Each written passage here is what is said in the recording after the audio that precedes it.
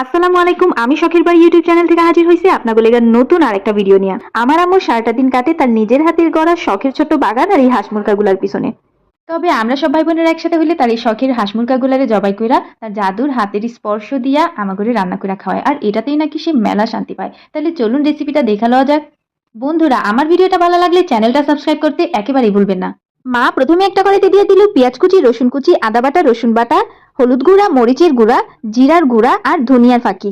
এরপর এর মধ্যে মা অ্যাড করলো সয়াবিন তেল আর লবণ। সবগুলা মশলা পরিমাণ মতো দেওয়া হয়ে গেলে এর মধ্যে আম্মু দিয়া দিব হাঁসের মাংসগুলারে। আপনারা চাইলে আগে মশলাগুলারে কষায় নিতে পারেন, কিন্তু আমরা কষাবো না। আম্মু একেবারে মশলার মধ্যে হাঁসের মাংসগুলারে দিয়া কষায় নিব। যাই হোক, আম্মু এবার মশলা আর মাংসগুলারে ভালোভাবে মিশিয়ে নিতেছে। এরপর মা কয়েকবার অল্প অল্প পানি দিয়ে মাংসগুলারে ভালোভাবে কষায় নিব। হাঁসের মাংস যত কষাবেন ততই স্বাদ হবে, এটা একটা সিক্রেটের মতো। মাংসটা যখন হয়ে আসবো তখন আম্মু এর মধ্যে কাঁচামরিচ ছিটিয়ে দিব, আর দিয়ে দিব আম্মুর নিজের তৈরি করা সিক্রেট মশলা।